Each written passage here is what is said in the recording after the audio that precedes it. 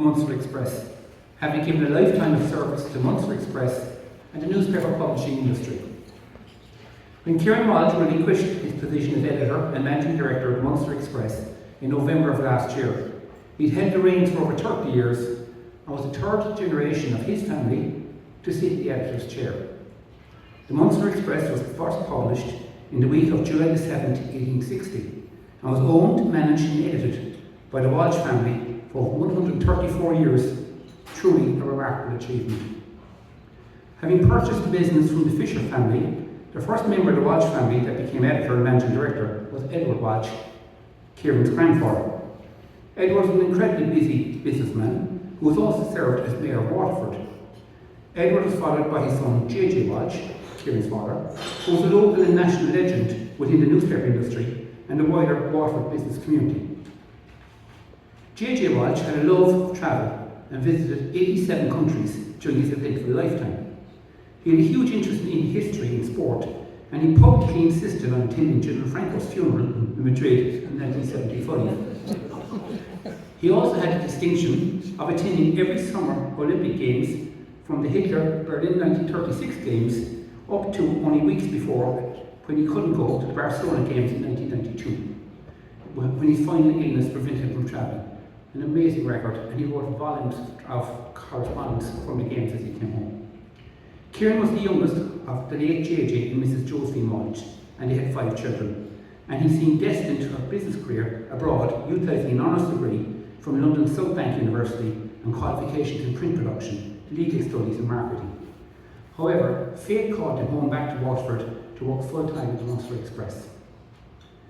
Growing up, Kieran, along with his 4 siblings, his sisters Miriam and the late Priscilla, along with his brothers Nicholas and the recently deceased Edward, all played a wide range of varying roles in the newspaper over the years. But when his sister, the late Priscilla Walsh Noble, the first female news editor and deputy editor of an Irish regional newspaper, moved to join her husband in London, Kieran answered the call to take up his sister's place and eventually succeed his father as editor and managing director.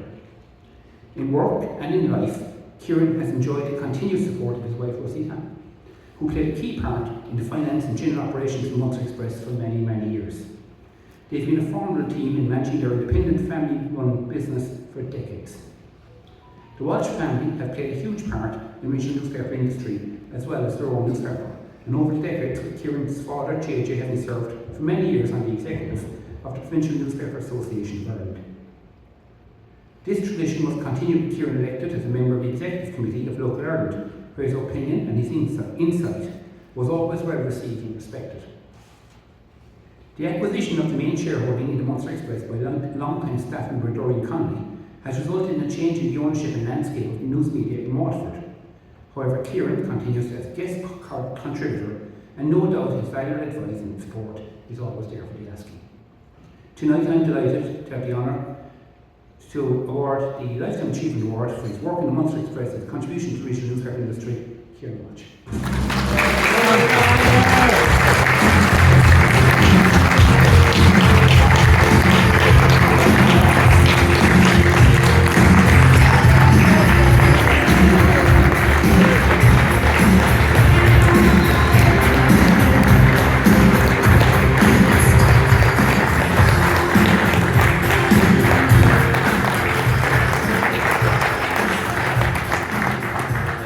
Everybody and for coming on here this evening, and thanks to my fellow industry people for nominating me.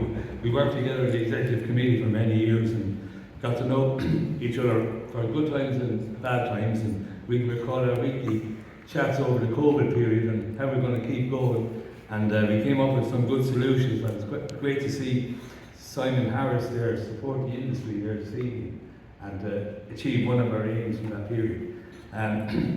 As Dan was saying, I was called back, but I had been working as a financial journalist in Dublin for a number of years, and I had ideas about having a different career until I guess my dad was getting on and I needed to have a go at it or not at all. So I got involved first in the advertising section and then in the editorial section.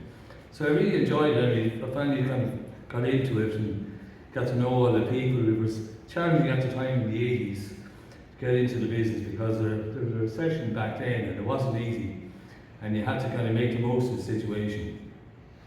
But it was still great fun, and I can remember going to lots of advertising conferences and meeting some of the colleagues from the Connacht Tribune, the Wexford people, the Examiner Group, and we all had good times. I remember we had five-a-side soccer teams, and the war for skills came to the fore on a few occasions, and we had a bit of crack and some late night sessions as well. So it's been a good time. Today is a bit different, I'm afraid. You know, social media. It's great to see we're out here tonight now. Hasn't been that much in the past number of years, but it's great to have this award scheme and get everybody together, because there's great collegiality in the business, and we're out there to help one another. I think if you had a problem, you could ring a colleague in another newspaper, or you could, you could run something by them. It could be a difficult story. You know, what would you do in this situation?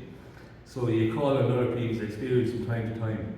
So it's a great organisation, Local Ireland, and it's a really good thing to have and keep going. And now there are new challenges in the business, and it's great to see different papers come up with podcasts and website ideas and lifestyle sections and many interesting news stories and photography that we couldn't have done before. I can recall when it was all black and white, and then people here might only think of colour in newspapers. But we got into that ourselves. We had our own press, and we went from just a monochrome paper to full colour.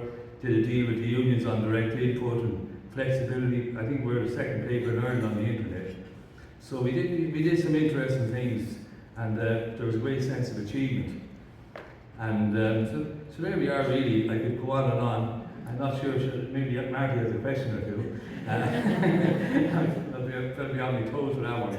But we had a bit of crack, and I did follow my dad doing a bit of travel. We went to a couple of Olympic Games, World Cups, and it's been a great career, and it's a great life, and you meet so many people.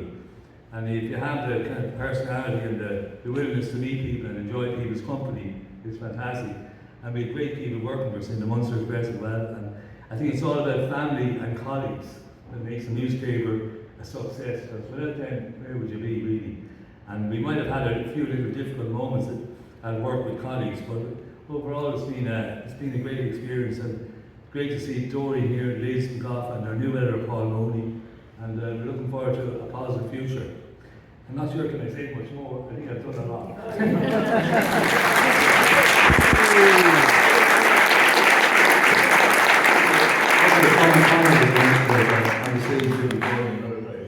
I'm sure Martin knows that. But I have to say, you speak with such enthusiasm of a career.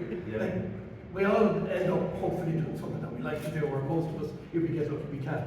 But you obviously loved this career. This has been not just work, but the idea of it and the doing of it.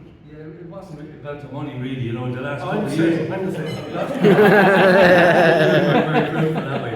But you know, you enjoy it and you get a bit of crack out of it. And every week's a new challenge. Some can be very testing, you know. You can have difficult times and difficult stories, or but overall, you look forward. Yeah. Some good things. And there'll be a few people you wouldn't get on with, but you don't have to worry about them. But the thing is, when you love a job and it gives you such pleasure, and also the fact that the days are shorter. It's you know what I mean. You have time to be in other places as well, because you go in and you love what you do, and you keep that passion alive. That's true. Well, you wouldn't be a clock watcher, No. and you'd be willing to go to things in the evening when maybe other people say, "Well, look, I've done enough now this week." That's right. So you'd be asked along, and also people want you there. Yes. People want to see you. They want to discuss things with you, Yeah. and you pick up stories or tidbits of information commercially. So you've got to be alive and alert. Well, people be very wary when you'd be in the room to tell you anything. Yeah. Yeah, I'd say that. I'd say that, because you'd be picking up stuff all the time. You know? Well, if you went out to a local, like for instance, you better not tell him too much. That's right. Kieran, keep it to yourself. Well, congratulations. Thank you. 3 cheers, hip hip!